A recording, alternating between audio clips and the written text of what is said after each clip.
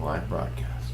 The sharing of biased and false news has become all too common on social media.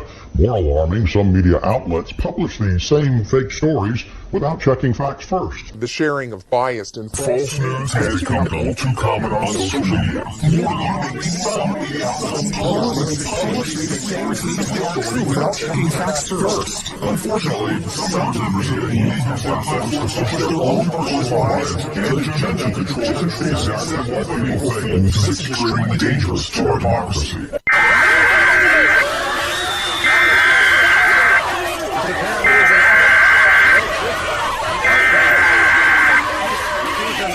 The following is a pattern interruption of your regularly scheduled brainwashing program.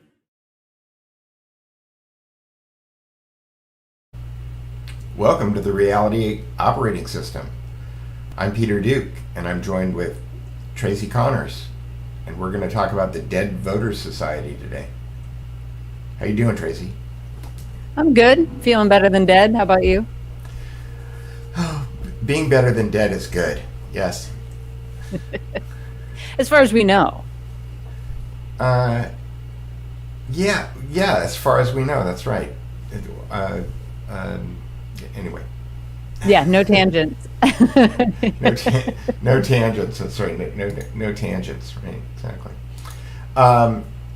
So we're going to talk today about the Dead Voters Society. I don't know if this is going to be a full-blown show or we're just going to do a little recap on the things that we've discovered. But Tracy and I have been participating in a kind of a back channel of information gathering with a bunch of researchers that are pulling together data and then synthesizing it in a way that it can be fed to the appropriate people that are fighting the legal battles right now in the election. And it's very interesting because there's a lot of people who are digging up a lot of historic stuff, and it turns out that this voter fraud, Dominion, Smartmatic, stuff has been in the news for a while. A lot of people have covered it in different contexts, and it's only recently that people are starting to look at it domestically. So that's all very interesting. What do you think, Tracy? Well, I think that anybody that's watching should probably go ahead and share this with anyone that's concerned that nothing's happening, because we can assuage those fears. We know that there's stuff happening. And in addition to the data that's being scoured, you've also got a bunch of people that are really good researchers. So that Peter kind of alluded to, finding stuff about Dominion and those kind of things that were reported in mainstream outlets, including the New York Times, McClatchy. Like, this has been going on for years, that system's been used in other countries. Right, and it's more than just finding it, because I think that one of the things that I'm noticing about watching the people in this group is that they're synthesizing it. There's millions of people all over the internet who will find a news story, and then they will retweet it and they'll post it to their Facebook page and they'll say, have you seen this? But the reality is that these things need to be built into cases. It needs to be presented in a legalistic kind of way. And so if you're trying to build a case, each one of these things is a piece of evidence. But until it all gets consolidated and put together and synthesized into kind of a cohesive presentation, all you're really doing is kind of feeding this hysteria. And so to that end, there are some people that are in our group. Some of them are well known and have their own channels, research channels, who are synthesizing this stuff and consolidating it and putting it together in very kind of deliberate ways that an attorney, for example, could grab and start using and putting it into a brief immediately.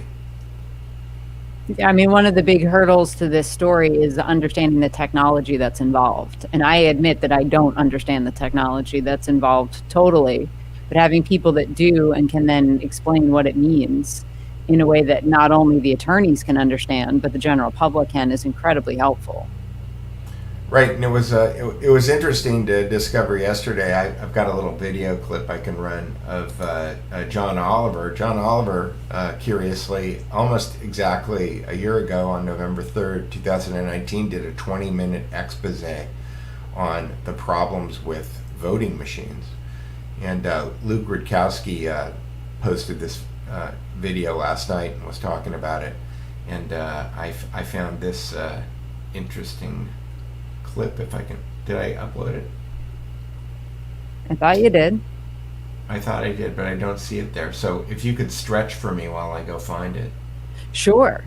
So a little background on why the left was angsty. They've been angsty about voting machines on the left since early 2000s. Do you agree with that, Peter?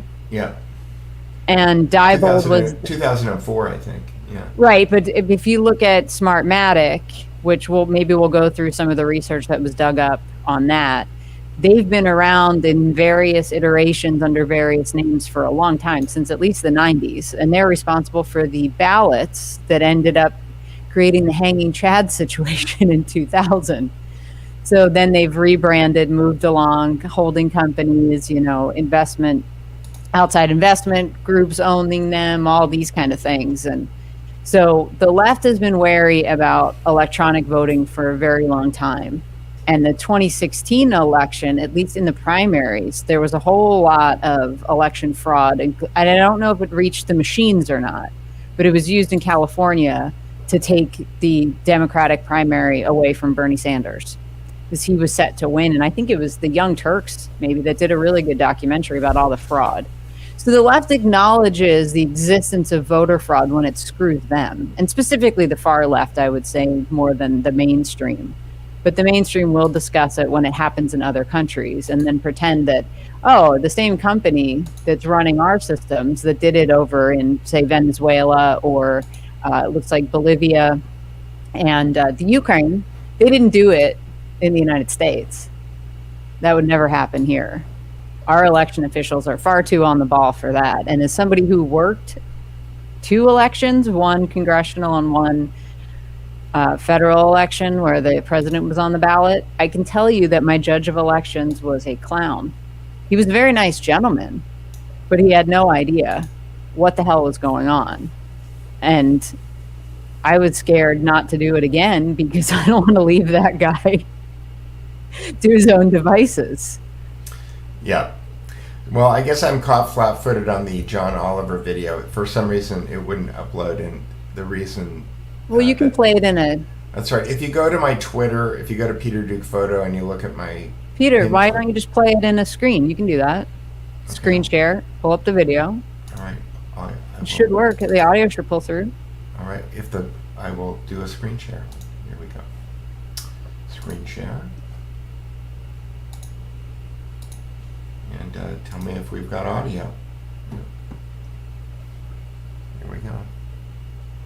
It is, unless you happen to personally know everyone who votes for you on a paperless DRE machine, there is no way to verify the results. It's a pretty good case against them, which makes it, frankly, completely insane that New Jersey not only still uses them, but plans to keep using them for the 2020 election.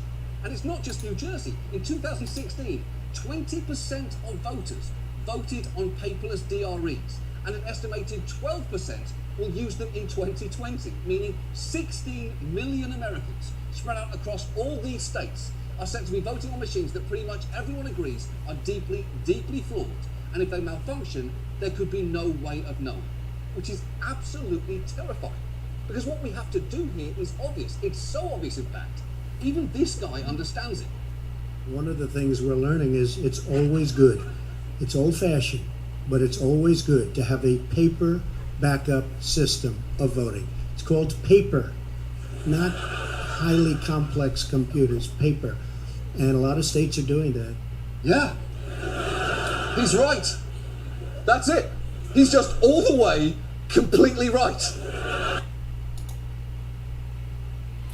He's just all the way completely right. That's probably the only time that John Oliver gave Trump credit for anything. Yeah, Isn't it ironic? Yeah, it is ironic. And again, this is just like one of hundreds of things. You found something from the president of Smartmatic talking, right? CEO. CEO. technically. So Should we this was a check? press conference that he gave back in 2016. The feed is carried by the Associated Press. I'm shocked that YouTube hasn't memory hold this yet.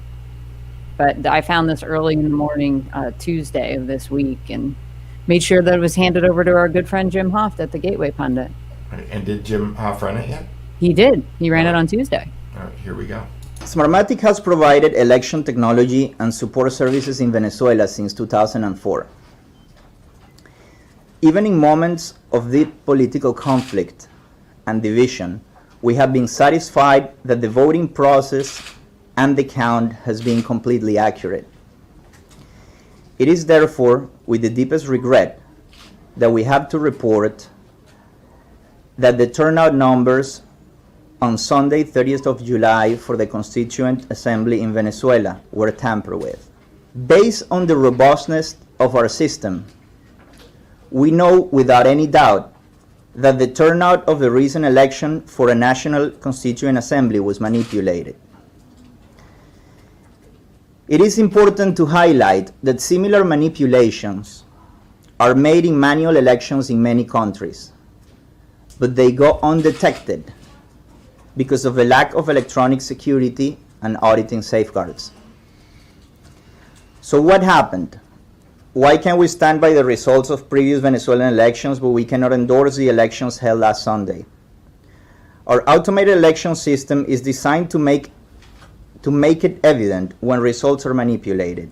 However, there must be people auditing the system and watching for that evidence. During the National Constituent Assembly elections, there were no auditors from the opposition parties, as they did not want to participate. An audit would allow everyone to know the exact participation. We estimate the difference between the actual participation and the one announced by the authorities is at least 1 million votes. It is important to point out that this would not have occurred if the auditors of all political parties have been present at every stage of the election. Notice how he says if auditors had been present in every stage of the election, and that's what these fights have come down to. And I think it's rather interesting, and you don't hear the media freak out and jump down his throat like they should have when he said the auditors from the other side did not want to participate. This is Venezuela that we're talking about. Do you actually think they let opposition party officials in the room to watch this? No. That was basically a junta government. Right, and you were talking about the similarities with Ukraine earlier today also, right? Yeah, the Ukrainian election. So let me do... Hang on. I'm going to screen share because I'm thrilled that I can use my iPad now. How exciting. It is. This is where I keep all the good stuff. So let me jump back to a McClatchy story. So this all came out of research that was done behind the scenes, and now I was just in that, and now I got to get back to it. Here we go. So this one, yeah. So this story is from 2009. You can see the headline up there. Most electronic voting isn't secure, CIA expert says. So this is a gentleman by the name of, let me see where his name is. I know his last name is Steve Stegall, right here. So he's the CIA guy who came and testifies. So he says the CIA, which has been monitoring foreign countries' use of electronic voting systems, has reported apparent vote rigging schemes in Venezuela, Macedonia, and Ukraine, and a raft of concerns about the machine's vulnerability to tampering. So we'll jump down to what they say about Ukraine, which could play out heavily in here. So he says, in Ukraine, Stegall said opposition leader Viktor Yushchenko lost a 2004 presidential election runoff because supporters of Russian-backed Prime Minister Viktor Yanukovych, quote, introduced an unauthorized computer into the Ukraine Election Committee national headquarters. They snuck it in. The implication is that these people were making subtle adjustments to the vote. In other words, intercepting the votes before it goes to the official computer for tabulation. Hang on, because I think this could be what comes back to haunt everybody in this. It says taped cell phone calls of the ensuing cover-up led to nationwide protests and a second runoff, which Yushchenko won. So go ahead. Sorry, Peter. Right, and that's what we're dealing, and that's what's going on now. Ali has organized these nationwide protests in every state capital, specifically in the ones in the contested states, and these are grassroots. These are pissed off patriots that are not happy about this stuff. No, and you have to wonder: are there taped phone calls of the coordination of any of this? Right. So one of the things that you and I had talked about earlier is that a lot of people hear this technical stuff and they're not real technical and they don't really actually understand this stuff. Some of the documents that you and I were reading were about how people were being brought in on election boards to make decisions about technical infrastructure, and they didn't have any technical capability. That is, they didn't have anybody advising them so that they actually understood. So when somebody says, oh, there was a computer that was introduced into the facility, understanding that computers are hooked to networks, and if you have a computer that classically what happens if you want to compromise a network is that you need to get an agent behind the enemy lines. And the way that you would do that is that you would put a physical device inside a network, a computer network, so that even if that network wasn't connected to the internet, if you had a computer that was controlling the traffic on that network or something that you could control, then you could conceivably take control of all of the other machines that are on that network. In the John Oliver video, one of the mistakes that John Oliver makes is that he's interviewing a Texas election official and asked if the computers were hooked up to the internet, and the election official said, well, no, we use a modem, at which point John Oliver goes on about a 2-minute idiot screed where he goes, modems connect to the internet. And that's just not true. Modems connect to other computers that may be on the internet. But in the old days, John Oliver, before there was an internet, people used modems to connect to bulletin boards, to other computers for a peer-to-peer connection. And so there's all kinds of different ways of connecting computers. So even if the computers were not on the internet, if they were on a network and there was a computer that was on that same network that had something like a modem hooked up to it, then you could go in and you could control all of those computers on that network. And I probably should hit my my tangent thing here, because I probably no, but you kind of explained that. I mean, I think it's important for people that don't have technical knowledge per se in this field to understand this system is so vulnerable, because it's not just hacking the machines. Like, that's the most, I mean, that has to take place at the corporate level, I would assume, that somebody from the Smartmatic side who seems to be in on this stuff just based on their name that keeps popping up in these other countries. And when I shared that video clip that we just showed of the president, the CEO of Smartmatic, I got hundreds of retweets on that, and two different people quote tweeted it in German, translating it into German. And I thought, well, that's interesting. And didn't you get a paintbrush language quote? Yes, too? paintbrush language. I think that woman ended up she's an Iranian dissident. I think it was Farsi. Yes, that would be my guess. Yes. So that was interesting to me too. So she quote tweeted it, and that dings my alarm bell really loud, and I immediately thought, holy crap, how many other governments have been installed using this? And it's given this patina of, oh, it's democratically elected, so therefore shut up.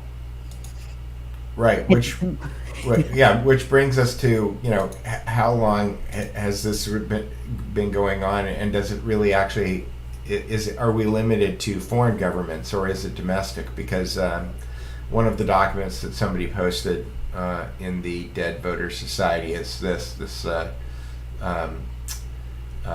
Brian Kemp false voting system statement. So Brian Kemp apparently who's the governor of Georgia, who certified the vote, or he approved the vote Certified.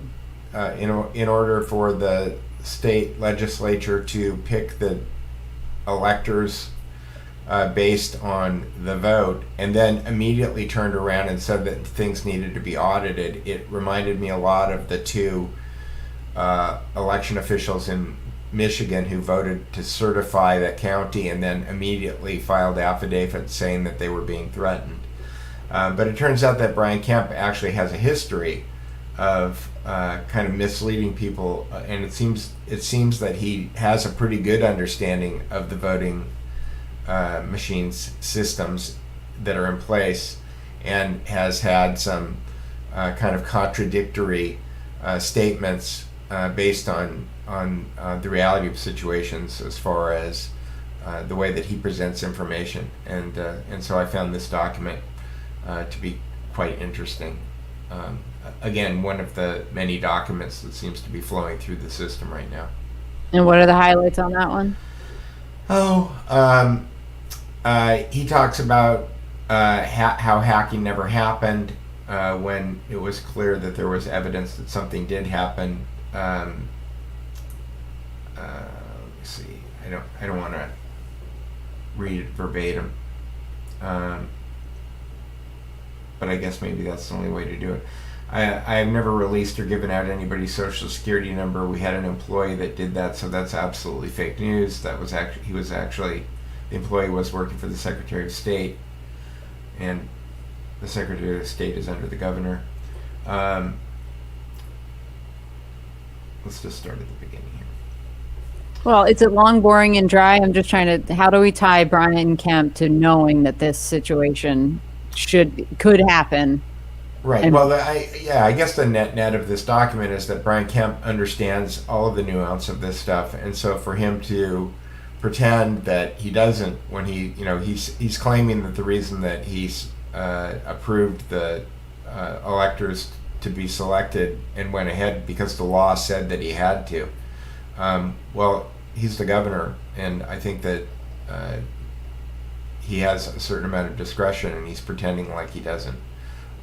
And it seems like he has a history of pretending like he has discretion or doesn't have discretion when he does, or doesn't have knowledge when he does. And that's called politics, I guess, in the United States of America. But if you understand that you've got a constituent base who are largely Trump supporters, and you're pretending that you don't have any control in order to protect yourself from retribution by those voters, it's kind of disingenuous.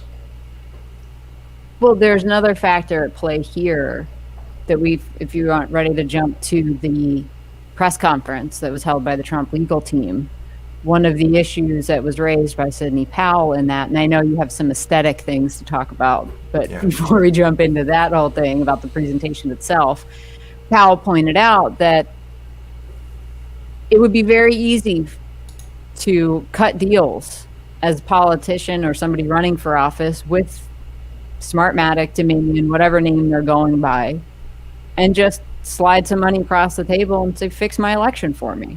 Right. And somebody that spent the last 9 months in their basement, how long have we been in this lockdown?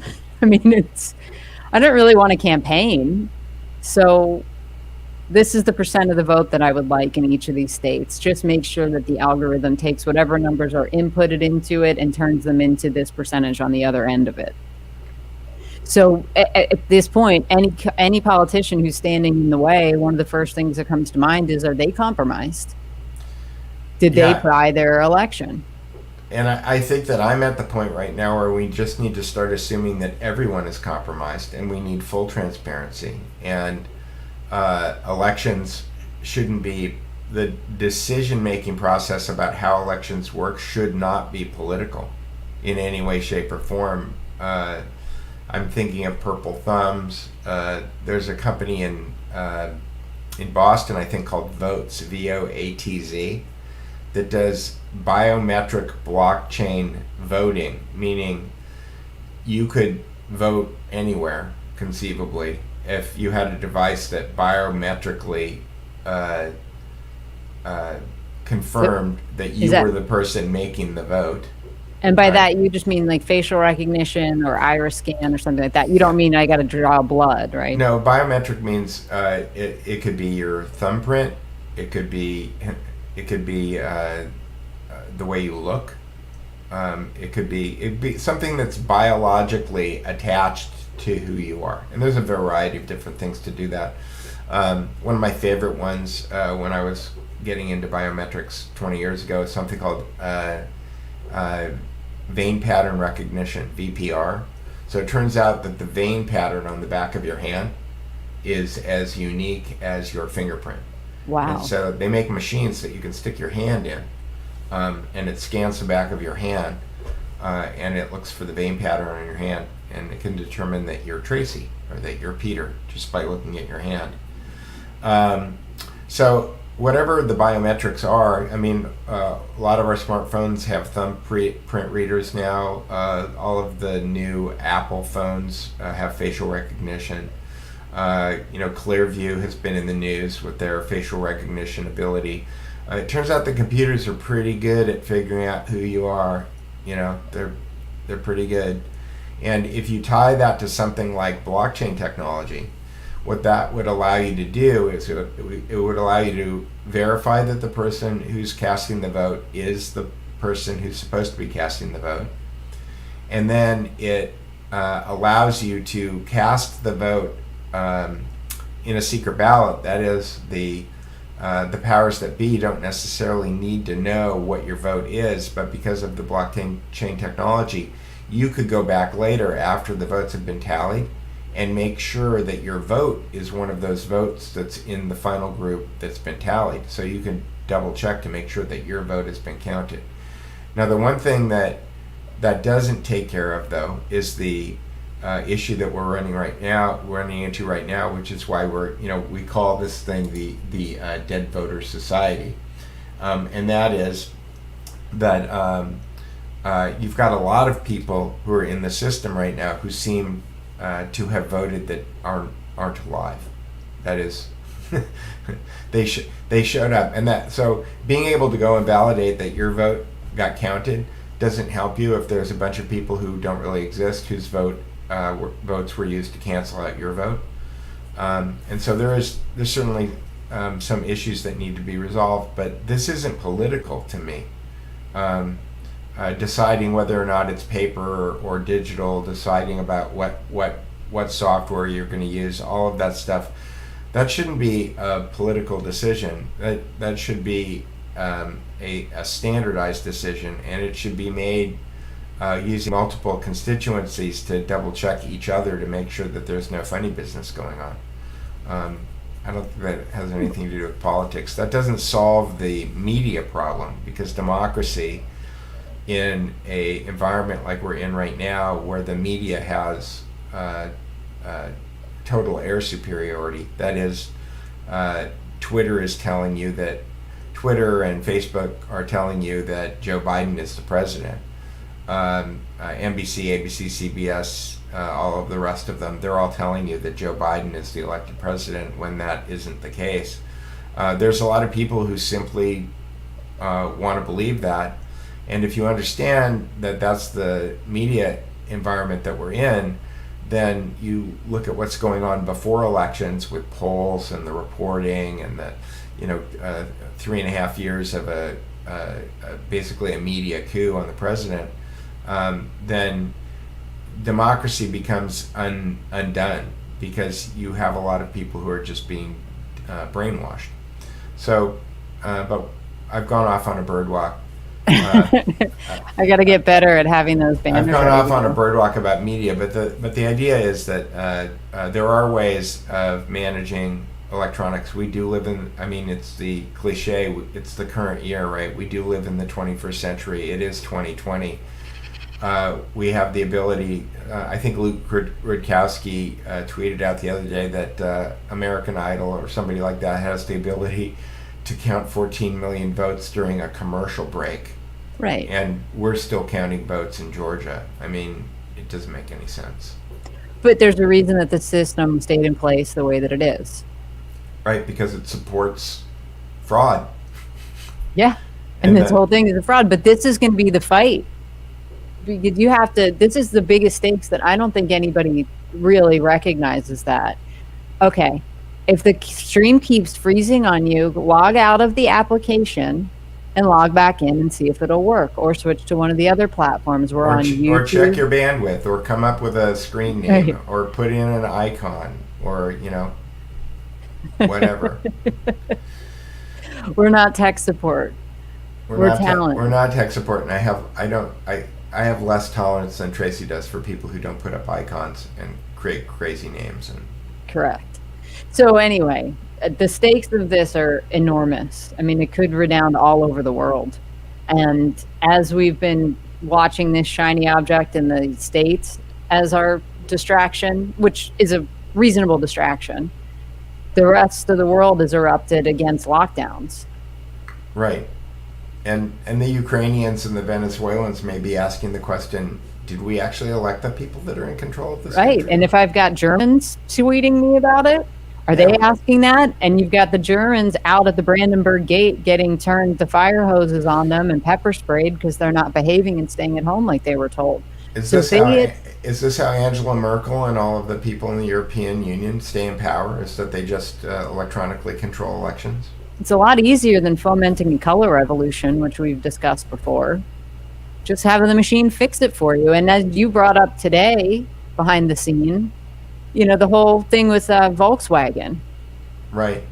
and how they taught their computers to beat the test system. So if you want to explain that, and you can see how easy it is with technology to just create a way around. So in the book Higher, Faster, Farther, which I read on the Volkswagen scandal, which again Volkswagen kind of skated. I think it cost them about $50 billion, but they are the biggest automobile company in the world, so they kind of wrote that off. And this was a scandal over their emissions testing, right? For their TDIs, their turbo diesels. For their diesel. So Volkswagen had decided that they wanted to go big into diesel, and the American emission laws were a gating factor for them. They couldn't make cars that ran clean enough. And there's all kinds of different systems. They're really weird. Mercedes has something called the Blue Tech, where they actually take urea, which is the byproduct of urine, and Goat urine. Just urine. It's urea is I think it's a 5-carbon sugar, and you can inject it into diesel fuel, and it makes it burn cleaner. But you need a separate tank in your car. You need a urea tank, and it needs to be refilled every once in a while. And anyway, I don't know that the Volkswagens had that. That's what the Mercedes had. And Volkswagen claimed that they had this great technology that allowed them to get much better emission results without a urea tank and all of this extra stuff. Well, it turned out that what they did is that the software developers internally at Audi one day, kind of as an aside, were laughing and said that because of the number of sensors that they had in the cars now, that they could actually determine whether or not the car was on a dynamometer, which is the kind of machine that you put your car on when you go to get it smog checked. And so basically, if the drive wheels were running and the other wheels weren't turning, then there was a good chance that the car was on a dynamometer. And so what would happen is that the car would sense that it was being tested, and at that point, thanks, Simon. We're on a bunch of different channels. Yeah. If the car is on a dynamometer, then the car would know that it's being tested, and that's when the emission controls would kick in. And the issue was that when the emission controls were in place, the performance just went out the window. The horsepower dropped, the miles per gallon dropped, everything just completely went out the window. But nobody cared because they thought that the cars would they would only be doing that when they were being tested. So the way that that Volkswagen got busted is that I think the federal traffic people or the EPA, some federal agency, gave a grant out because they wanted to be able to test the emissions of cars that were moving, because all emission tests are done on cars that are not moving. They're on these dynamometers. And so these college students, and I think they were Indian or Pakistani. They were at an American university. They were foreign engineering students. They actually built a smog testing machine that you could put into the back seat of the car and then stick all of the tubes in it, and it would measure things. And by complete circumstance, they happened to pick a Volkswagen to do the tests on, because they had a budget and they had a deal with certain dealerships, and they put it on the Volkswagen, and the car wouldn't match any the emission results that they got weren't even close to any of the stuff that they got from the car on the dynamometer. And so they wound up having to go back and forth. They went to the California emission people, and the California emission people work with the car companies. They understand I was just going to throw it up. Long story short is that they used the computer to cheat the system and they got busted, and that's the story of Volkswagen, right? Yep. Thank you. Well, I wanted to get back to something that Klein family said. So the tie-in was that these voting systems can be easily rigged as well. It's a lot easier to rig a vote than it is to beat an emissions test. Okay, so she's saying the Klein family of 5 is saying they have Venezuelan friends in South Florida and they're horrified about what's happening. I'd be interested to hear if your Venezuelan friends are familiar with that election that was stolen. It sounds like in 2004, Chavez got a contract with this Smartmatic, Dominion, whatever they were called at the time, and exclusively they would be running the elections. And in that clip that we showed earlier where the CEO is saying, oh, at least 1 million phantom votes were created, one of the articles that I read, I think it was a New York Times piece, said that on the election day, I think, when the polls closed, there were 3.7 million votes counted. And then when all the counting was done, there were 8 million. So that guy only copped to creating 1 million. But they're in their reporting, and they don't say, well, it could be as many as 5, considering the math, which is easy. What's the delta between 3 million and 8 million? Well, that's 5. So it's just stunning to me. But this data matches some of the stuff that I think it's in Michigan, where they were talking about how there was more votes cast than the number of registered voters. Now, they did have same-day registration in Michigan, so people could have showed up, but I think it was hundreds of thousands of the differences between the number of registered voters and the number of votes was significant. Yes, that is correct. And then Matt Brainard, who is the one that got his hands on a lot of the data that's being crunched behind the scene, has gone through these rolls, matched them up with existing information of who died, who moved, all of that, and he's building that case right now. Because you have to understand that this fraud was perpetrated on multiple different avenues, right? They're not just going to pick one way to cheat. You don't do that. You got to figure out an A, B, C, D plan. And I think a lot of this was going on at the local level too. Like, nobody in Philadelphia needs to be told, like, hey, cheat. They know this. The Philly election judge was just arraigned over the summer. And he admitted to what he would do is what we're hearing that's coming out of, I believe it's Georgia and Michigan, right? That running ballots through multiple times. And that's what this guy said he would do. When nobody was in there, he would just go run a bunch of ballots through the machine and they get counted. And the Georgia is a strange thing. One of the claims that Sydney made in the press conference was that there were what she called pristine ballots. And I thought that was pretty poor language because I didn't know what that meant. And then I read more about it, and the idea is that the paper was completely flat. And if these were mailed in votes, which is that they were alleged to be, they should have been folded to fit into an envelope. And here they are, just nice pieces of paper, no creases, perfectly filled in black dots just for Joe Biden. So did somebody run to Kinko's and print those out? I mean, this is why the counting stopped in the middle of the night. There's a lot of, look, there's Patrick. Will Sidney Powell be able to show the actual votes being switched from Trump?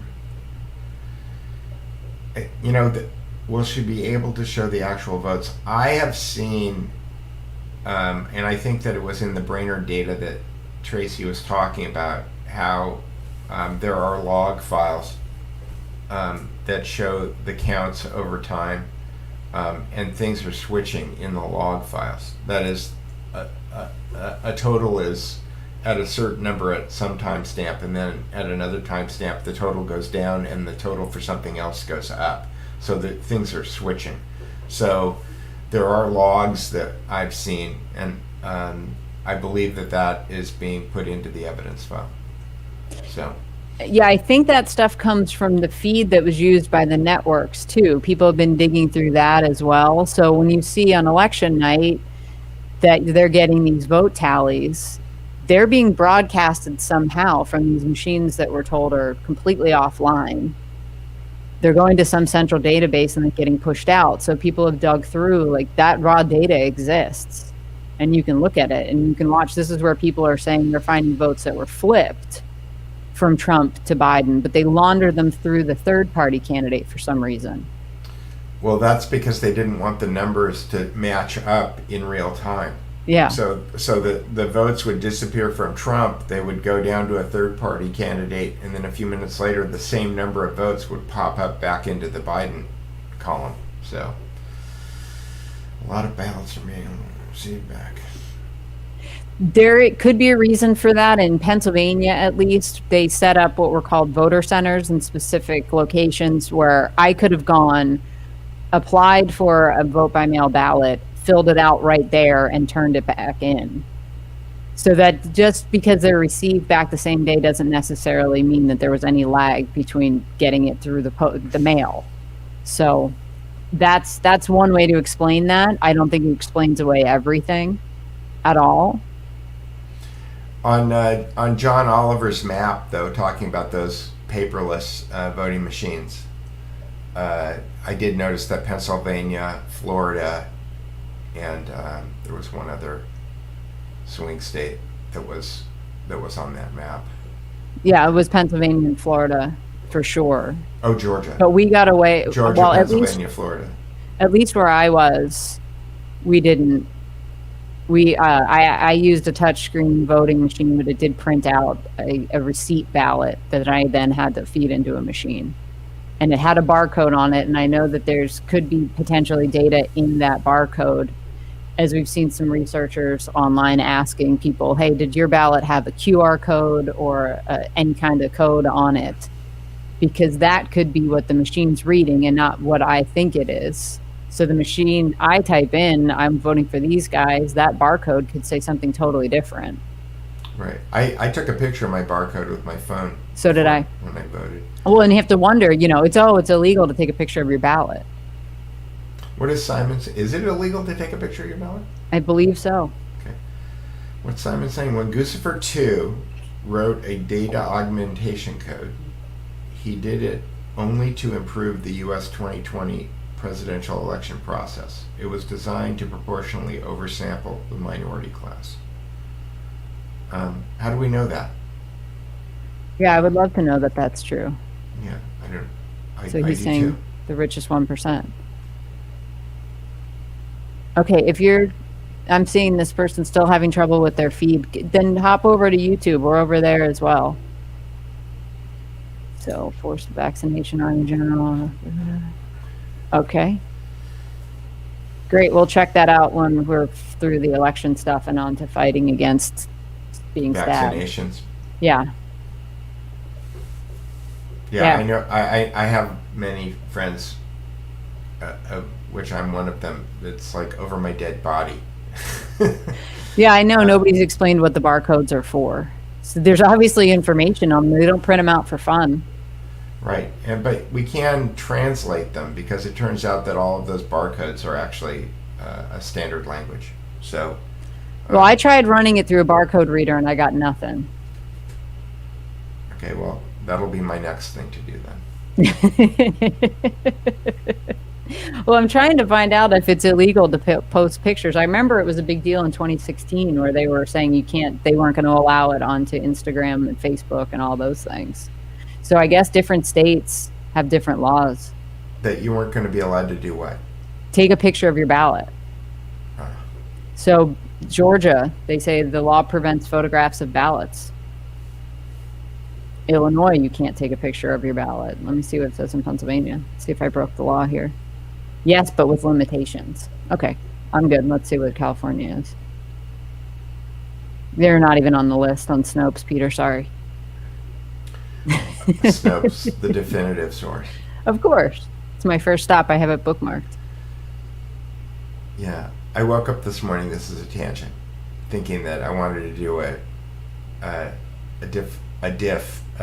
difference analysis of Wikipedia and the CIA World Fact Book, because it occurred to me that this Wikipedia was probably started by the CIA, and if I was the CIA, I would want to use the World Fact Book to populate it, because that is probably the best source of data. Complete tangent. Totally. But at least it was, you told us. Yeah. So now you want to talk about the press conference? Sure.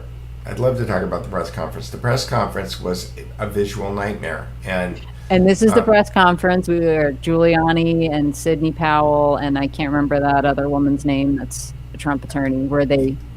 I don't know. I like her, though. I like her, too. She was great. So this was Thursday, was it? Thursday or Friday afternoon? Thursday, I believe. Yeah, a couple of days ago. Where they the lawyers came forward, and we finally got to hear some of what they've been teasing us that they have. Right. They called it the Kraken, and they called it the tsunami, and it was, there were all kinds of other visual, which are, hypnotic visual language. Sure. But it was in a room that seemed to be very crowded and unlit and warm, because Giuliani was sweating through, whether or not it's spray hair dye or he had just had his hair dyed or not, but he was sweating, and the dye was running down his face, and the lighting was terrible. And they had put some flags up behind them, but Jenna Ellis. Yes, she was great. She was great. But the visual, the attention to the visual presentation of the people. I mean, Sidney Powell is a pulled together woman. She spends a lot of money on clothes, I can tell. Okay, she knows that her visual presence is important, and she spends a lot of time and energy on it.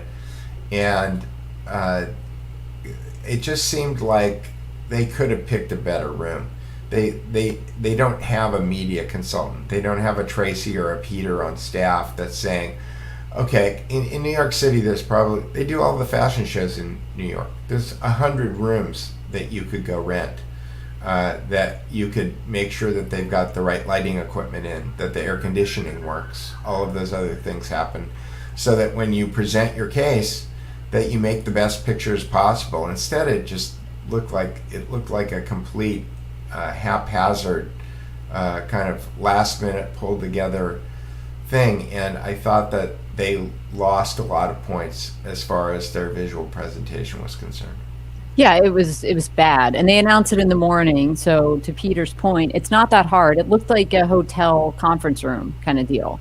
So all you need is a director, a good photographer would know how to fix the lighting in there. You can go pull out those hideous bulbs and use something else. I mean, they're just sitting there under fluorescent lights. I would have cranked the AC down to about 60 degrees for the room, so you don't have to worry about sweaty head, which became all the media wanted to talk about. Right.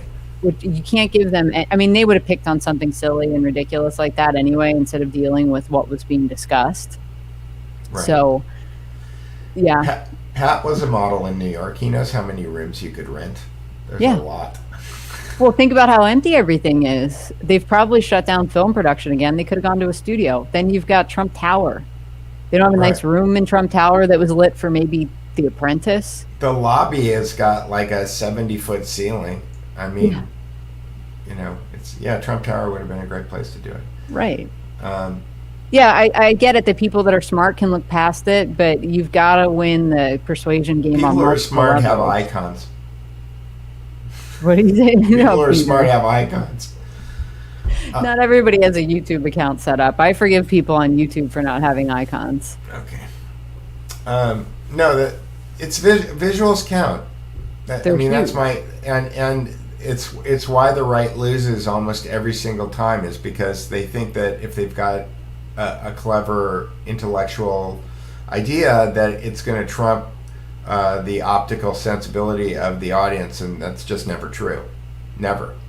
And No. I understand that that's a universal quantifier, Tracy.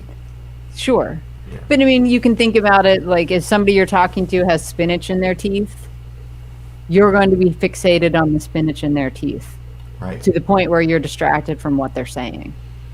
So Giuliani melting on camera is incredibly distracting from the actual message that's trying to be put out. I think Sidney should have led that whole thing. I don't know that I would have let him talk at all, but anyway, I have seen some of the voter breakdown from election night and the guy that tracked the votes minute by minute. And it's pretty convincing. I mean, the problem now is you got to convince a judge of this stuff. And then is there any way that that still exists? Because code can be written to then delete itself. Yeah, I mean, going back to the Volkswagen thing for a second, the idea is that there are computers are programmable, and so if you can put states into those computers that they can sense, programmatically, then they can accommodate anything that you want to do, including being tested or coming up with new vote totals or any of those things. So that stuff all needs to be dug into, and it's technical and it's time intensive and it requires resources. And the Constitution says the president has to be picked on a certain day. So I'm not sure that this election, all of the energy that's going into the election right now, isn't a complete wash, and it's going to get kicked over to the Congress anyway. So It could be. we'll see. Can delete code, but we still have the data produced. Yes, no, I agree with that. But it's, how do you prove it aside from the data? And is that enough for a judge to be convinced? Yeah, I mean, Because can you have somebody come in and argue the opposite? You're going to have an expert. We all have watched procedural legal dramas, right? And you have expert witnesses on one side say one thing, expert witnesses on the other that debunks them. right. I am excited that we got a question from Twitch, though. We got a question from whom? That question was from Twitch. Oh, Leaky yeah. old man. But, so there's a lot of questions in the air about technology, and clearly, this is one of those situations I think Scott Adams was talking about a couple of years ago, where technology has completely overtaken the framework of government. That is, all of the remedies that are in place for trying to fix these things don't account for things like going through log files or doing code reviews on software or finding out the vulnerabilities of different hardware solutions. All of those things need to be figured out before the election, and trying to figure them out after the election is problematic. And which is why Article 12 of the Constitution is there, just in case the election doesn't work, that there's another way to make sure that there's somebody in the president's office in January. Yeah, I mean, I hope that Kraken is the name of some secret background auditing program that they had, and maybe that's what we still haven't heard about. They've got actual hard evidence, video evidence, or phone calls like what helped overturn the attempted steal in Ukraine, according to the McClatchy report that I read from earlier. But we have no idea. I'm just going, and Peter and I like to go off what we can get our hands on and see in research. And what we found is pretty damning. I mean, this company, Dominion and Smartmatic, the software, should have been nowhere near our elections, and everybody knew better. So the question is Trump such a 4D chess genius that he was just, let's let the Democrats use this thing. We know how corrupt it is, and then we'll come back in over the top and hammer. Well, he had Krebs there in place to protect us, right? Right. Yeah, Krebs, the guy who we showed Peter found his sock tweets and. Yeah, his sock. He was during the election when he was supposed to be protecting the election from fraud. He was posting Twitter pictures of his socks. Right. And no, to answer your question, I'm not saying we don't listen to people who sweat. I listen to their whole press briefing. I listen to every minute of it. but I listened to it, actually. I put it on and I just listened to it on my headphones. I didn't watch after I had seen the clips of, oh, he's sweaty. I'm like, I don't need to be distracted with the visual. Because what happens is you get distracted by the visual side of it if it doesn't sync up or there's something in it that's off and catches your eye. And then you're going to be focused on that thing. Your brain is limited in the amount of inputs it can take in at the same time. 7 plus or minus 2. Yeah, 7 plus or minus 2. Yeah, the NSA may be helping, but who knows? I mean, these organizations are compromised from the top down. To think that Hugo Chavez bought this software to use in his elections and that the CIA didn't have a hand in it, now they've got some whistleblower that's come forward, according to the Trump legal team, that says he was in the room when the software was demoed for Chavez. And it was, blatantly obvious that it was to be used to rig the election to turn out the way that he wanted to. And now, who is this guy? Where did he come from? Right. My antenna go up and say, is he CIA? Why wouldn't the CIA create this? We know they flip governments and they do it in a variety of ways. This is the easiest, cleanest way to do it. So is that guy CIA and he's just come to tell everybody, but keep the CIA out of it? So I can't trust the CIA or the NSA. The barcode on Florida ballot allegedly identifies your voting district. But my question was, on my ballot, I got a clean piece of paper. There was nothing on it. I fed it into the machine, and it came out with the barcode on it. So what information is on that barcode? So pretty sure George Webb said that about the Kraken. Okay. If they've got that, I don't see any reason they're not saying that publicly at this point, unless it's some long game. Let's see who's going to be on our side and who's not after the fact. All right, I'll stop beating up people with that icons. Yes, and we do. Wow, we need to have shorter comments because they totally cover us. We follow the math and use data from past results compared to the current election, which is what is currently being done. They were so blatant with the fraud because Trump was so ahead. Yes. Yep. No, I totally follow that line of thought, but I'm not a federal judge. Right, and the case needs to be made in a way that he'll understand it. That is weird that you Googled someone recently and voting info came up, but voter registration data is public. There was an app, I don't remember the name of it, maybe you will, Peter, that came out a couple years ago that would help you identify what your neighbor's political leanings were. And the left is pushing it so they could go browbeat their neighbors. I don't remember that. I don't remember that. Not true, but welcome in our trolls. Oh, there's a troll. Yeah, I know. I'm trying to follow this whole DIA angle, which is something I started digging into briefly this morning with Trump firing the head of national security. Actually, what he did is that I think he eliminated all of the civilians between him and the commander of special operations. Okay, so SOCOM. So there is no civilian between Trump and SOCOM. At least that's what I heard.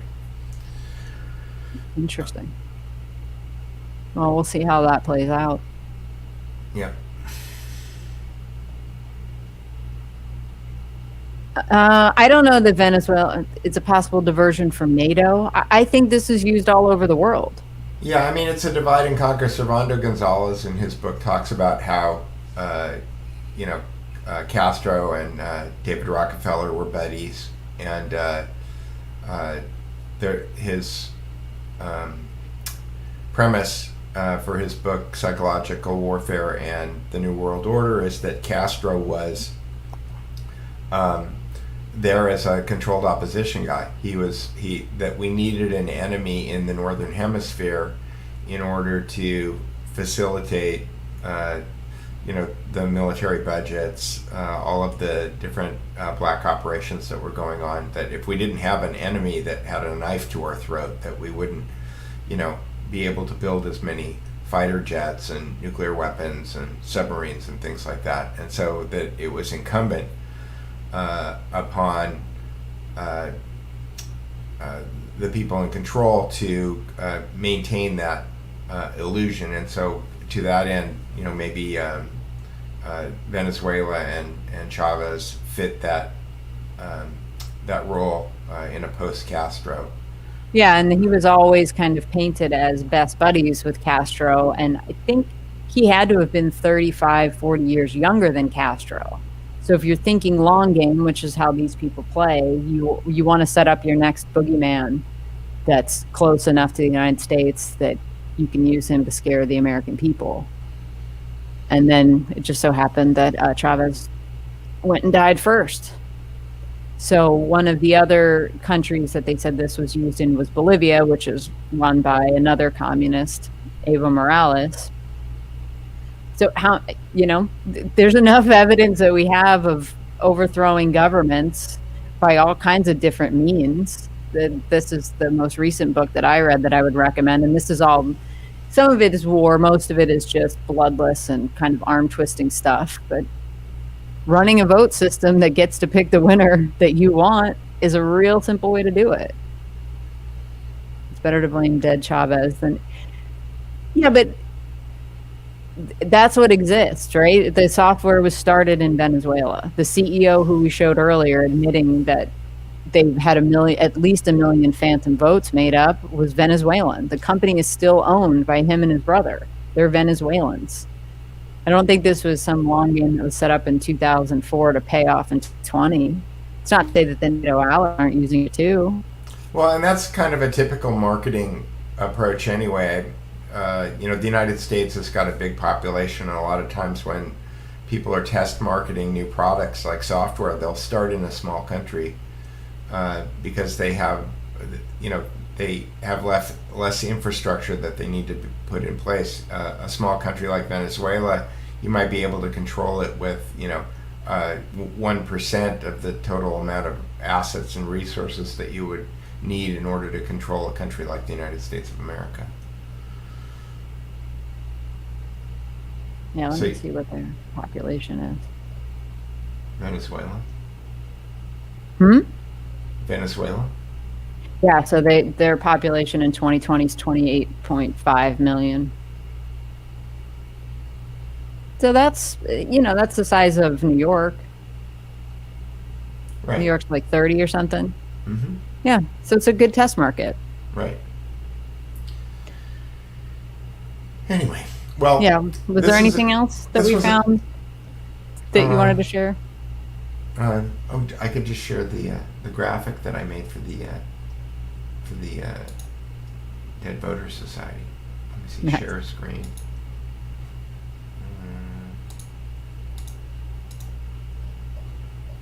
There it is. Dead Voters Society. You can go to our store, and we're selling T-shirts. We sold 2 T-shirts yesterday. If anybody wants to buy one. And how do they find the store, Peter? That's a good question. I think if you go to the realityos.com, that there's a link on our page, and if it's not there now, I'll make sure there is one there in 5 minutes. All right, cool. All right, somebody's saying, so I can buy that logo on a T-shirt, is what you're telling me. Yes. Excellent. Link can be found at therealityos.com.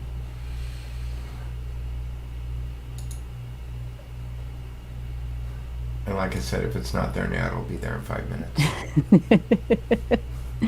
All right, do you know who Jeffrey Prather is? Yes, he's an ex-DIA spook guy who's on the Georgia show, and he's very knowledgeable about all of this stuff. And Jeffrey Prather had a show called Kraken. That was where I heard it. Heard it being that Kraken was the software they were using behind the scenes to capture all this. Let's hope. Yeah. That's a cool story. I want that to be true. I mean, I'm at a point, I feel like I've kind of made some kind of impact on the world, because I've been hearing people regularly say, I want to believe that's true lately when they're being interviewed about things. And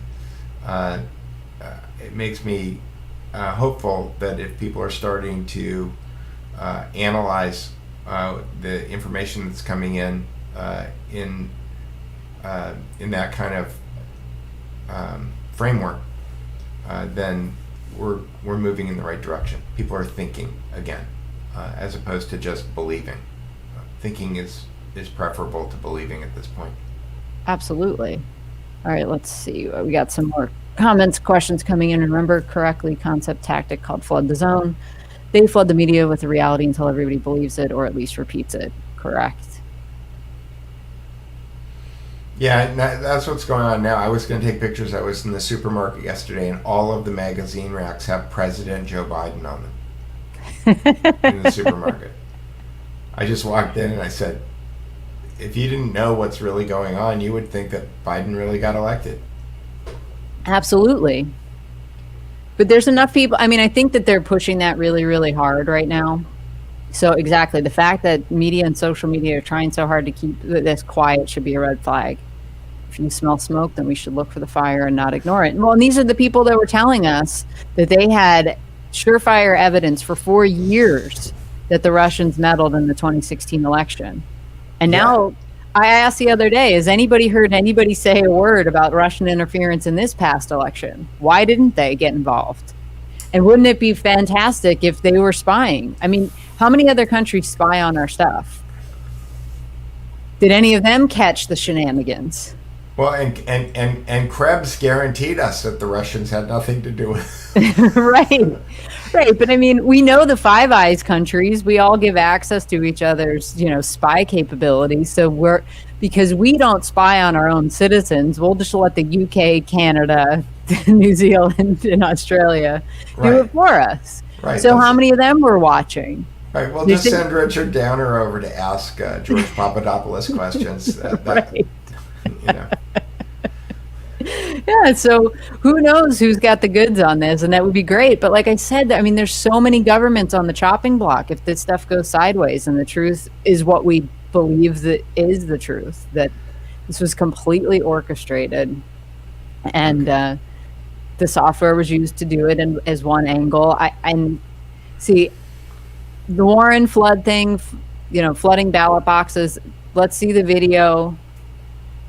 Let's get the proof of that. Like I'm open to hear every instance of fraud that's gone on. Yeah, I do. Yeah, me too. And George can make 10 hours of videos on Warren flood, but I want to see evidence.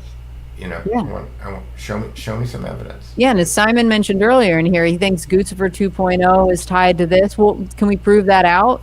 Yeah. Build me something that's compelling. Either throw it into a 5 to 10 minute video where you walk me through the connections and prove who these people are, or throw it into a document that then Peter and I can turn into 10 minutes of explaining how this is all connected. Or we could feed it into the channel that's going to get straight to Sidney Powell. Right. And to that end, I mean, convincing Tracy and me of anything is useless. Presenting evidence to people who can turn around and use that evidence to convince a judge, that's kind of paramount at this point. Either that or get together with Ali and do a show of force and show up on your state capitol's steps right now, because those are the only two things that are going to lead to the solution that we want. Knowing what's going on without being able to actuate some kind of a change isn't helpful. You might as well be dumb. Right. There's two things that need to be going on, and thank you for that link that you dropped in there. We'll go check out that video of showing how the algorithms worked on that. Great. But yeah, you've got the legal angle, and then you've got the boots on the ground angle, which the left has dominated the right in doing that for forever. And I've always been of the mind that it's because the nature of people that gravitate towards the left are more collectivists than are on the right. And I don't know if that's something that I've just picked up along the way, because I've heard other people say that the right's individualists. This is why they don't join big groups. This is why you can't turn them out as easily. But I think that over the course of the Trump administration, and even before he got elected, these little factions emerged on their own. They weren't wrangled by people like Lisa Fithian, or I can't remember the woman's name, Follette Villarca, that runs the By Any Means Necessary. These professional agitator organizers, like Obama was at one point in time from the Alinsky School of Organization. These things just kind of popped up on their own. When I went to the Trump rally in Reading, there was a group of Chinese for Trump, then there's Latinos for Trump. And these people, I think, because of the vilification from the left and the media of any Trump supporters, it became necessary that you find others like you so you feel a little bit safer about it. Right. And now those groups are willing to come together. They don't have any animosity. It's not like you have it with, charitable organizations or the think tank world, where those guys are loath to work together because then they risk losing donors. So it's this total disincentive for them to actually accomplish stuff. And what's that, the economics where the economic term where you're giving the right job to the right people. Right. Yeah, I mean, today I maximizing efficiency. But I got an email or something the other day that had a list of all of these Trump rallies that are happening today. I think from 3 o'clock, which is in an hour and 15 minutes, to 6 o'clock today. There's probably going to be 4,000 or 5,000 people in Beverly Hills that are organically showing up there. It's not a real well organized thing. It's just a bunch of people who are willing to get out on the street and do something. But it's a big deal for the right to be able to do this. I mean, the Tea Party kind of started doing that and then it faded over time. But now you've got all these disparate groups that each have unique and interesting attitudes that come along with them. And, I likened the Trump movement in 2016 to Gamergate plus the Tea Party old ladies. So you had the kind of weaponized autists. They were the keyboard warriors that got woke to the left when they were maligned. Their love of gaming, when the social justice stinks started invading their space, and they fought back against it. And then they saw Trump as somebody who was on their side in that fight. And then you had the Tea Party people that thought, oh, here's somebody that actually is going to listen to us and follow through on what they say because they don't give a damn and they aren't a typical politician. So those two groups aligned. And then you've got new groups coming along every day, like the constituency groups, the demographic related groups. And now they're all willing to get out in the street. And it's really interesting to see it. I don't think the left expected anything like that. Right. It kind of reminds you of what happened in Ukraine when they had to come back and do it again. They had to come back and do Revolution 2 a year later because they lost control of it. Yeah. They don't like stuff they can't control. And this is out of control. And I think that this is why you're seeing the media blackout. Trump had such a high turnout because the media did a good job of making people think Trump wouldn't get in. I agree. I think it was record turnout. And I think that's why they had to stop counting in the middle of the night. They hadn't accounted for this. But I was watching, it seems like Biden did do everything possible to lose. The man didn't leave his house. I mean, it's really pathetic. The fact that anybody believes that he got the more votes than any candidate in the history of American elections is just absurd. But I was listening to Richard Barris. He's the People's Pundit, and he's been, suspended from Twitter for God knows what legitimate reason. I'm suspecting none, but they've made up something for him. Listening to him talk about polls that are coming out now grabbing public opinion from the same pollsters who, of course, called the entire election wrong. And so he was making fun of them for that. And I would encourage everybody to go check out his channel, The People's Pundit Daily, on YouTube. But he was saying, and I can't remember which one of the shameful pollsters did this field poll to gauge people's reaction to the battle over who actually won the election. And he said these guys that had their polls rigged and oversampled Democrats all the time even admitted in their poll that 30% of the Democrats they talked to believed that there was something strange about the election. They do not trust the results. That's 30% of Democrats. That's crazy. But if you watch the news, you would think that Biden's the vice president, or Biden's the president-elect. Everything's a done deal. Just sit back. It's been confirmed by the New York Times and all your friendly media outlets. So just shut up.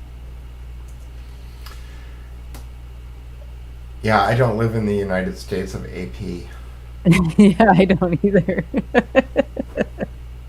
But I mean, that's the language of the fact checks on every single tweet that comes out from Trump anymore.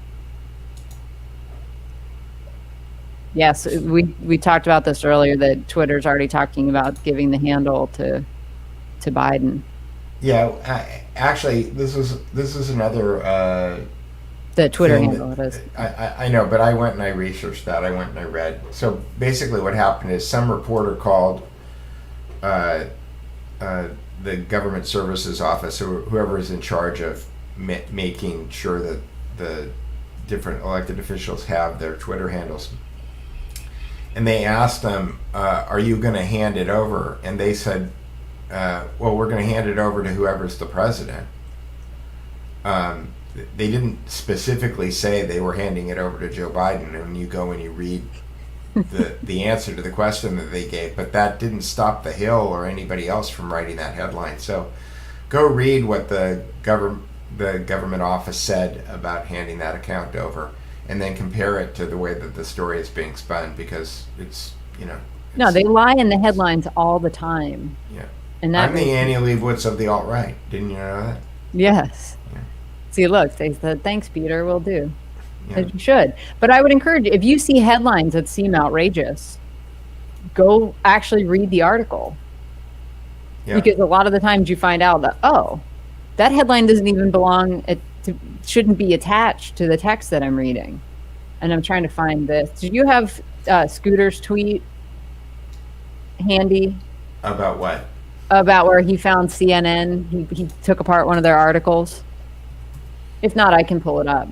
Is it a thread? I've got it. Okay. Let me do this. So he analyzed a tweet here. Hang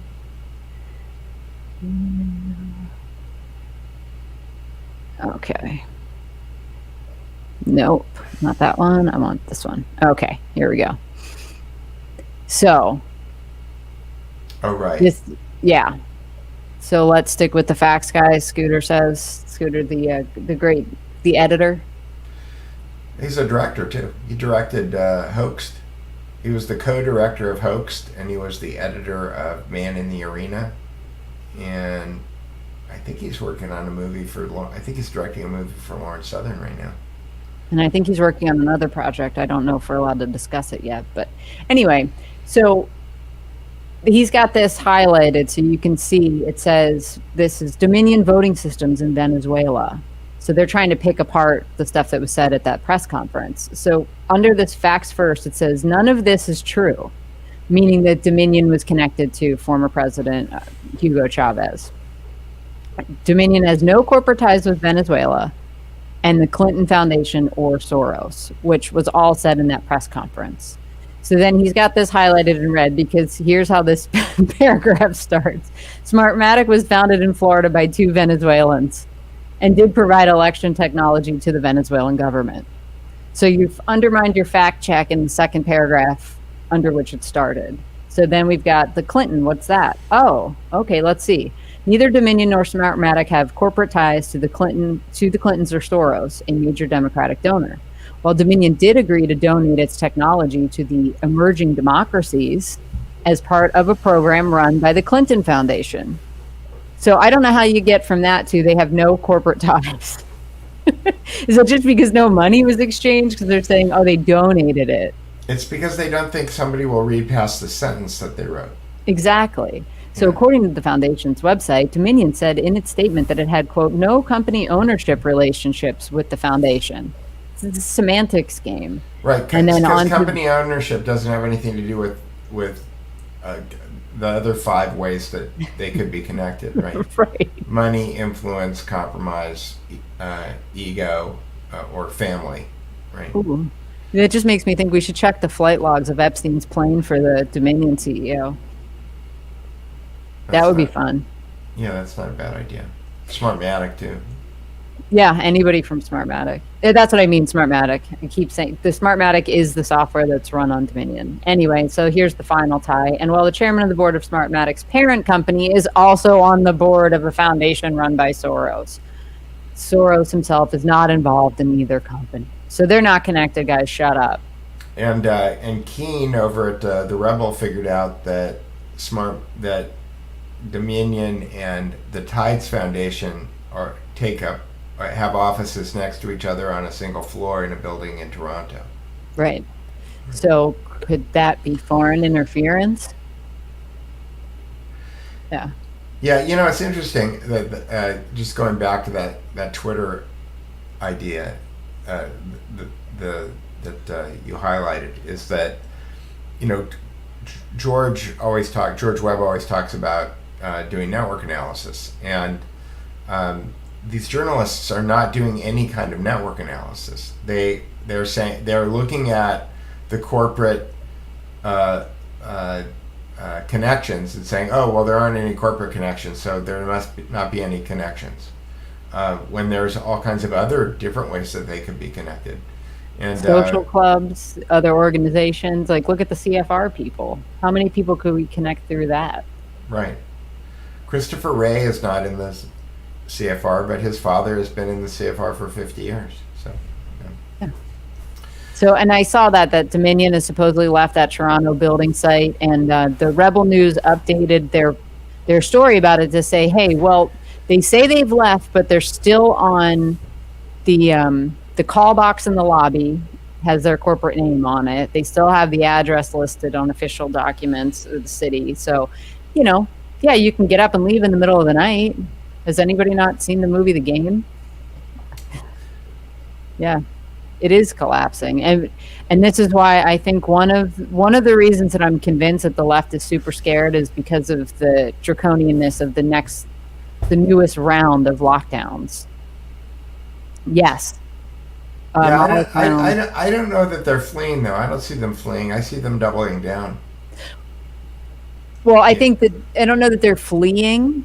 I think they're talking about sinking ship, rats jumping off and doing stuff. I think they're acting out.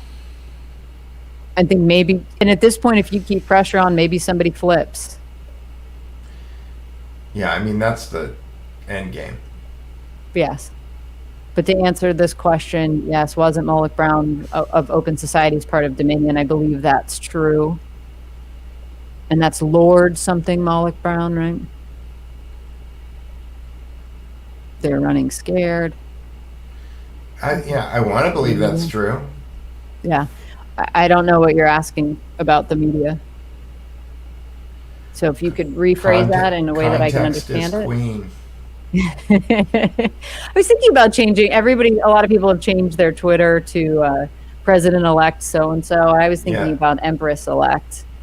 Empresses. Not that empresses get elected, but How about God Empress-elect? Oh, there we go. Oh, that would make people angry. Yeah. I would like to keep my Twitter handle for a while. But no, that reminds me of that Lord Moloch Brown, whatever his name was that great researcher Quigley had put together this beautiful network map connecting all these people on a website called Little Sis that was built by lefties so that they could connect the dots, as they put it. We're a grassroots watchdog network connecting the dots between the world's most powerful people and organizations. And so they've built almost a Wikipedia of all these people. And then you can start building your own connection maps. We need to do that. I know, but now I'm scared to do it on there because they kibosh. Well, I wouldn't do it. Yeah. We need to do it on our own platform. I mean, yes. Yes. So. Oh. Yes, lockdowns all of a sudden. What did that say? Oh, sorry. I'll go back to that while I look on this network thing. Okay, so Trey, I'm gonna be guilty of the thing that I'm critical of Cottrell and Prather about, which is getting to the point.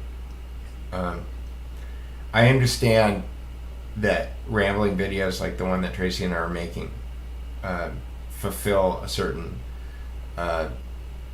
space in people's lives, but when I'm trying to actually go figure something out, like the great thing about Prather is like you can skip to like 10 minutes into a show and then get to the meat of it.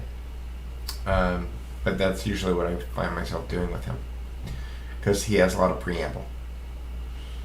So this is what I was talking about earlier, that I think that the lockdowns that are coming out, and they seem to be especially harsh in blue states right now, are to agitate people in case the election gets overturned. And then, because I think that helped lit the fire earlier in the summer with the George Floyd protests. You had people in serious lockdown and angry and confused and scared, and then you have an inciting incident. So it was one of the things that I started thinking earlier in the week before they announced all this stuff. Hey, if they start getting scared, what are they going to do? Tracy, are you suggesting that they're using COVID for psychological warfare purposes? 100%, Peter. Wow. The CDC and the WHO do not agree with that assessment, and I'm sure that Google will be happy to tell everybody under our video on our YouTube channel. And what do you think about the whole White House doubling down on we're going to get a vaccine out there tomorrow? Boy, that's Trump, sometimes he's good about keeping his ego at bay, and other times he can't help himself. So he doesn't want Biden getting credit for this thing. Okay. I don't know what that's in reference to. So Dominion is supposedly closing all North American offices and taking all contents of those offices. Yeah, well, who knows what they're up to? They were supposed to, I believe there were supposed to be 3 employees of Dominion that were to come before the Pennsylvania State House and testify on Friday, either Thursday or Friday. The days are running together now for me. But all of a sudden, 10 o'clock the night before, I see one of our state reps tweet out, well, the Dominion guys have pulled out of this. They're not coming in tomorrow. We have no explanation why. And I just wrote, subpoena them. Why are we complaining about this and acting like you have no power whatsoever? Subpoena them. If they don't show up, then you send the sheriffs after them. Yeah, the lockdowns could be to keep people from talking. All of the sheriffs in Los Angeles have said that they send a letter or some kind of a communication to Gavin Newsom saying that they're not arresting people for violating curfew in LA. Oh. Yeah. That's interesting. Okay. Let's see. Timing of the shooting at Mayfair Shopping Mall. I don't know what that's. Do you know what that is? Yeah. It's up in is it Michigan? There was a shooting yesterday, and the first thing that I did was to go check and see how far away it was from Maniac Island, which is that island that Kathy O'Brien talks about, where she said it was a place where the globalists coordinate all of their operations. And, it's on the same lake. I don't think it's that close, but that's the whole thing about water. And I kind of learned this from George Webb, is that a lot of if you think about transportation hubs, specifically water or airplane hubs, a lot of the things that happen in the world, control points, wind up taking place around those things. Oakland football player.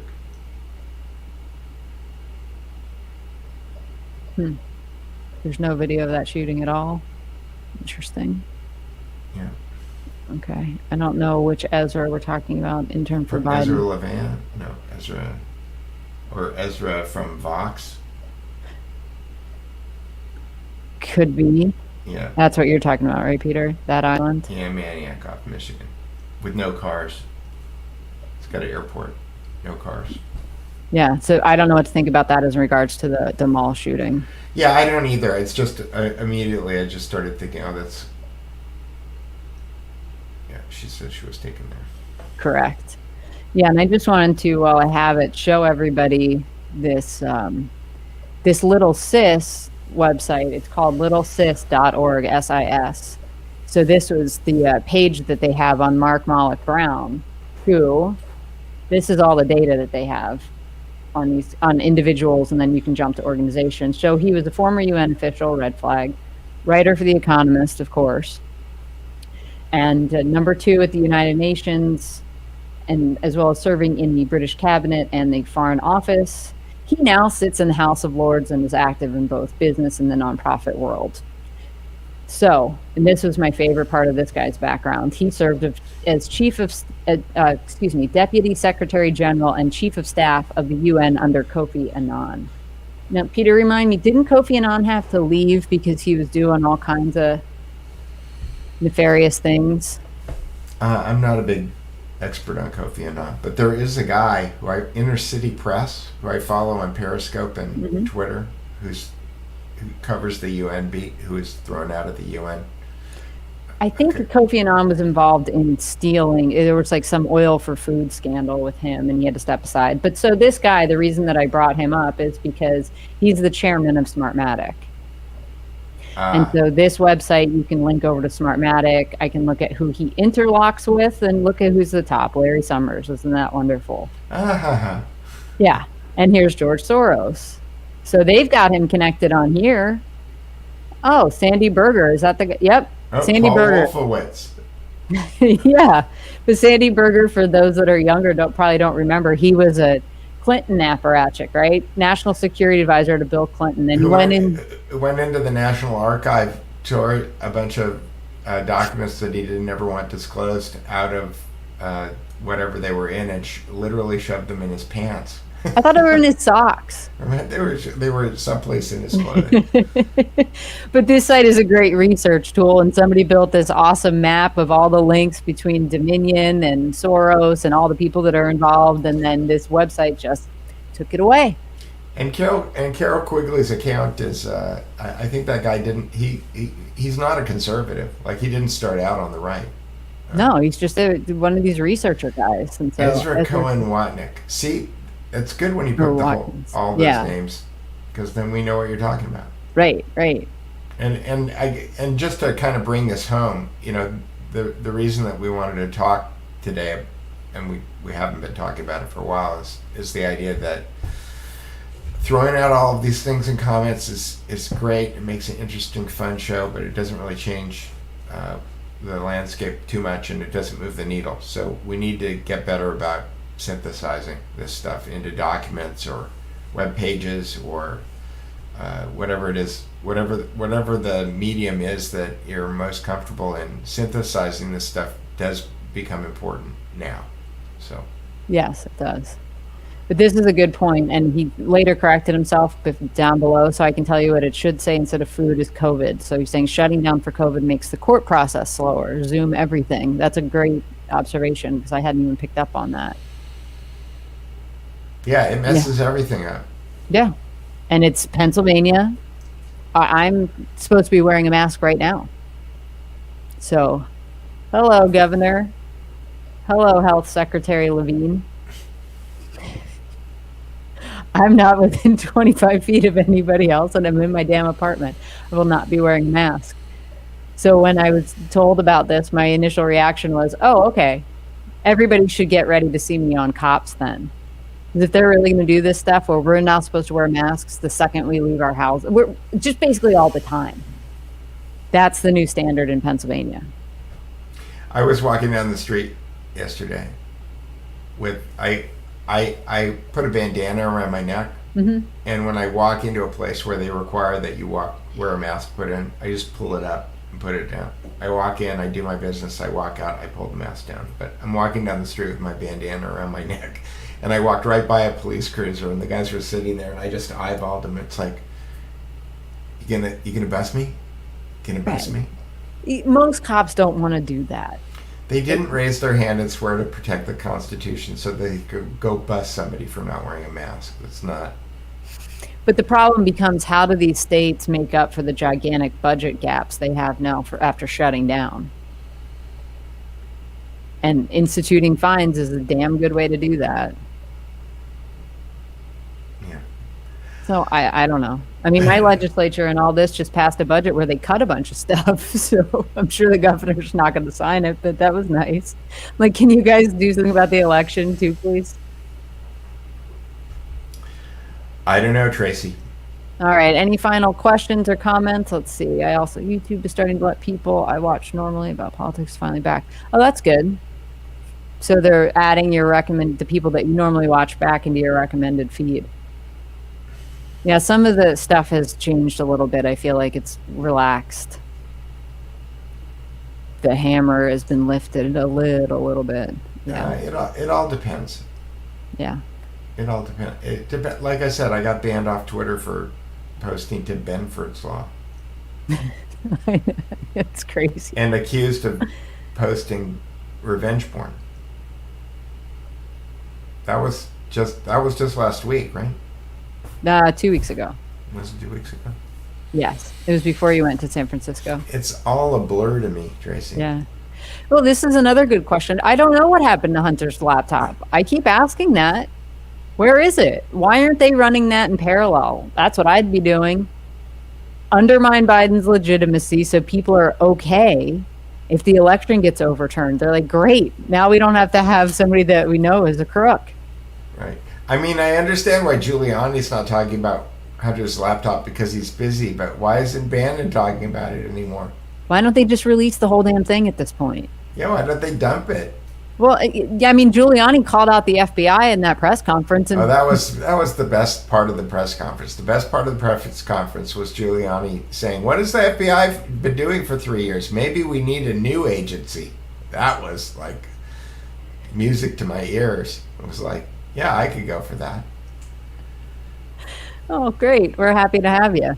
And seeing Andrew's face on there reminds me when we were looking at that CNN article earlier and kind of dissecting it, that one of the things that Andrew said is you should always read down in the articles because they bury the good stuff like 15, 16 paragraphs in.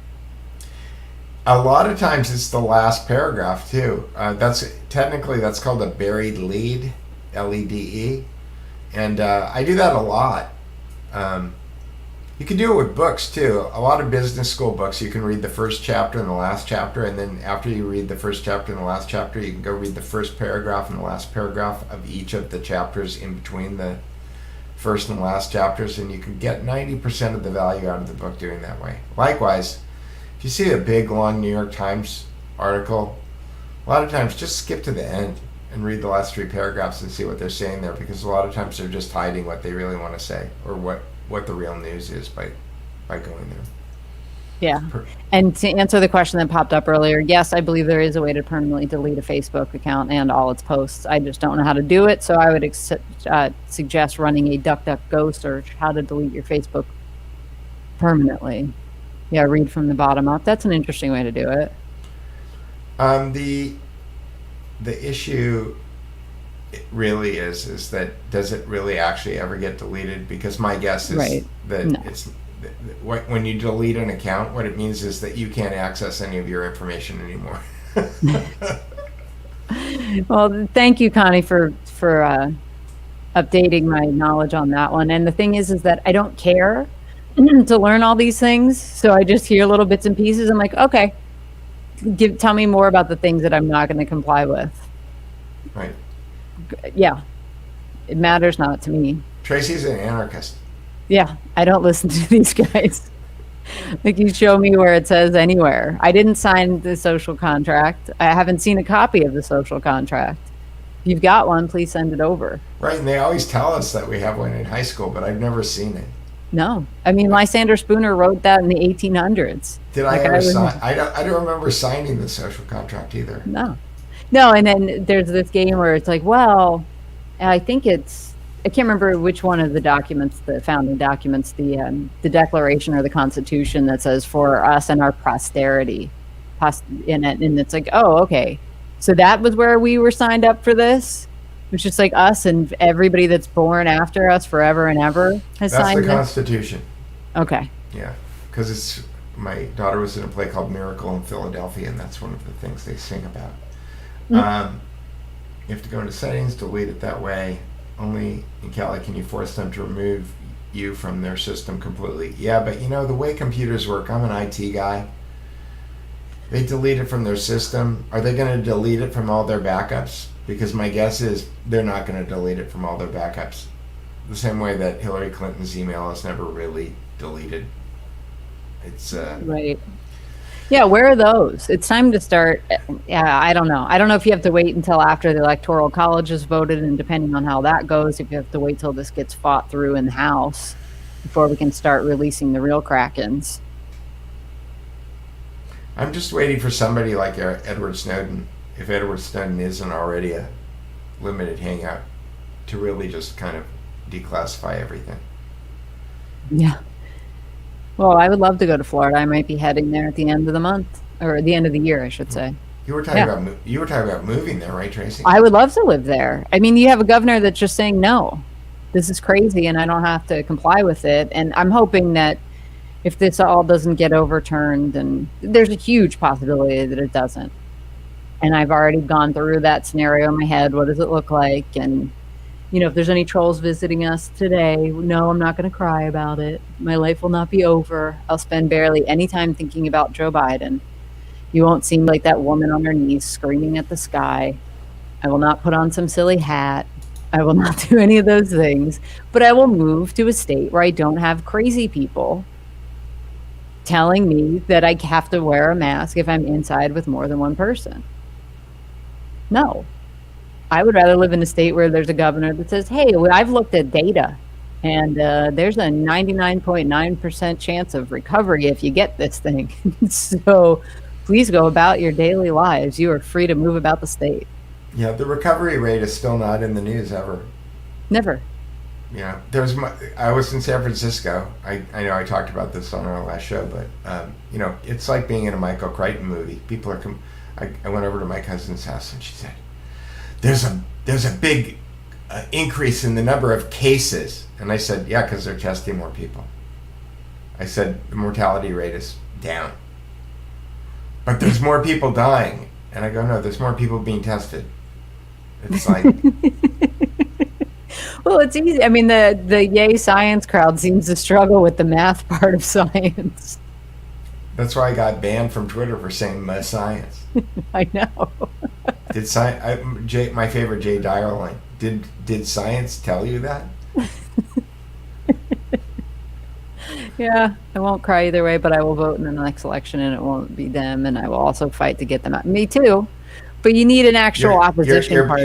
You're actually better off trying to figure out how to hack the media. I mean, I think that Andrew Breitbart died trying to let us all understand that if you're not getting the information to people, I mean, it was Adams, I think, or Jefferson, who said that, a well-informed electorate, is a guarantee against tyranny. And at this point, it's guaranteed that you're not well informed.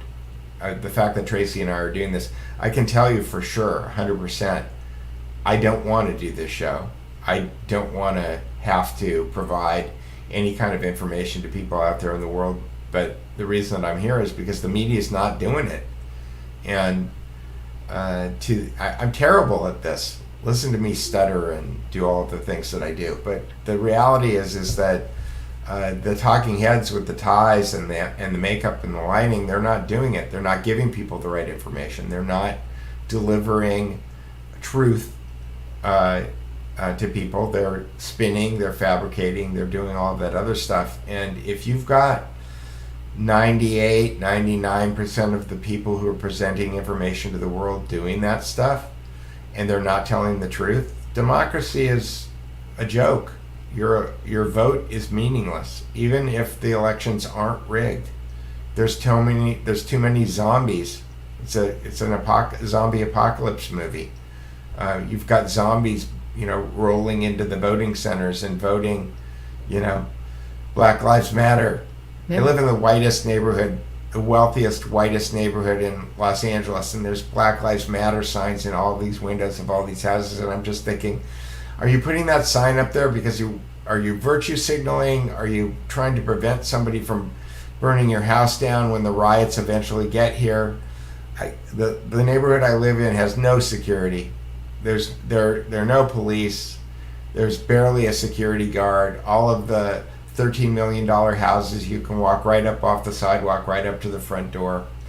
And I just think about what a bubble, this community is. It's like, if the bubble bursts, it's going to burst really hard in the Pacific Palisades. It's going to be really ugly.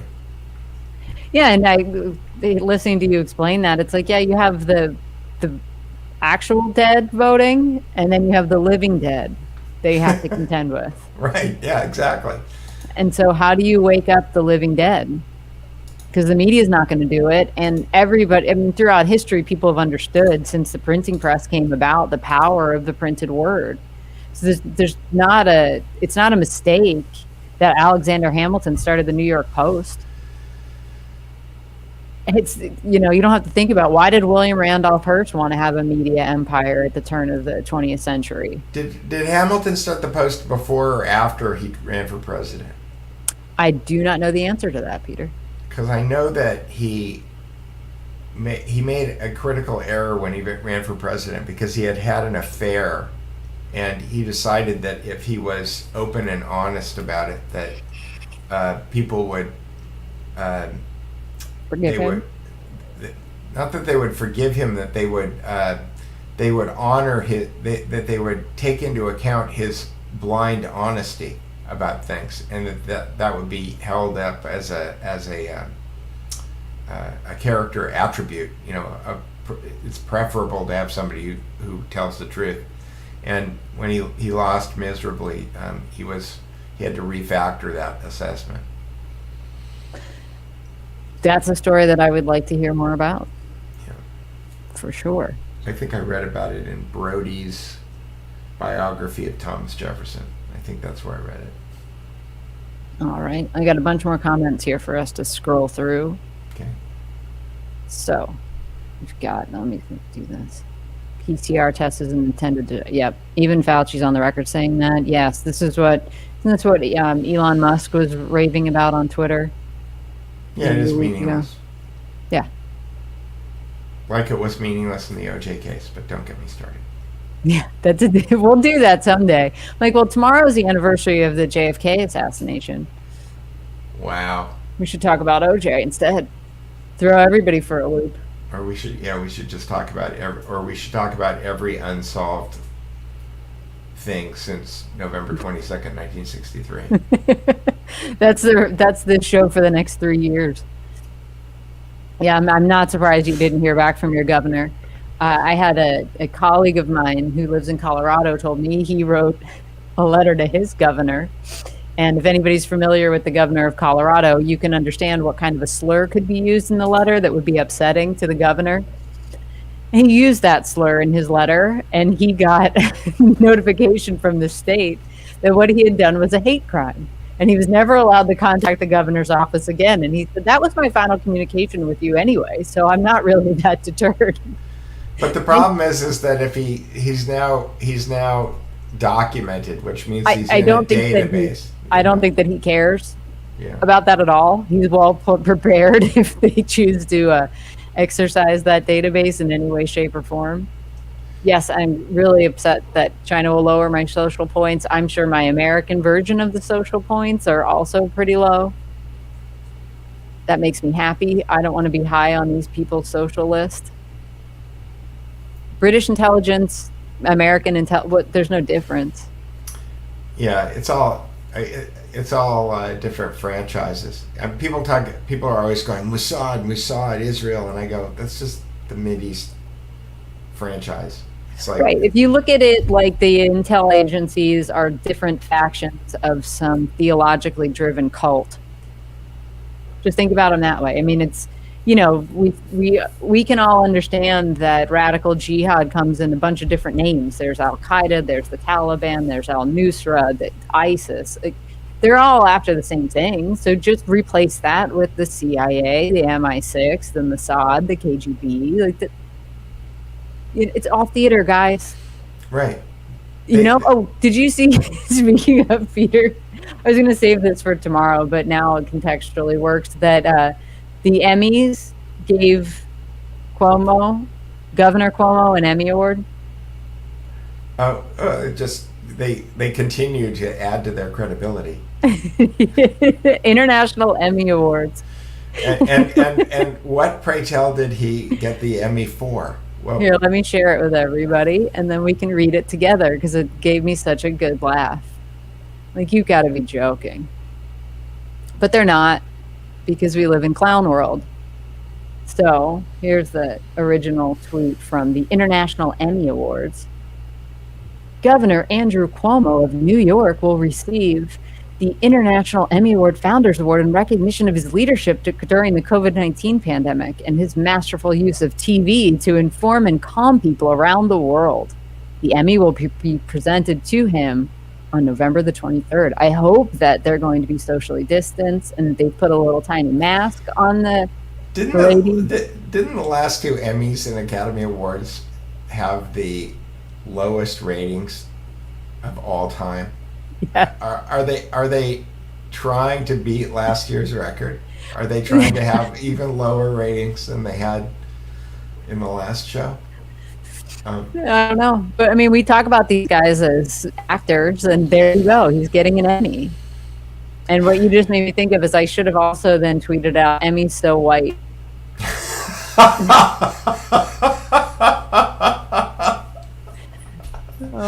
Oh, okay. God, what a joke. It is. But I can't remember. One of the Obamas, I want to say Michelle Obama got a Grammy Award for reading her book. I mean, you think I'm kidding?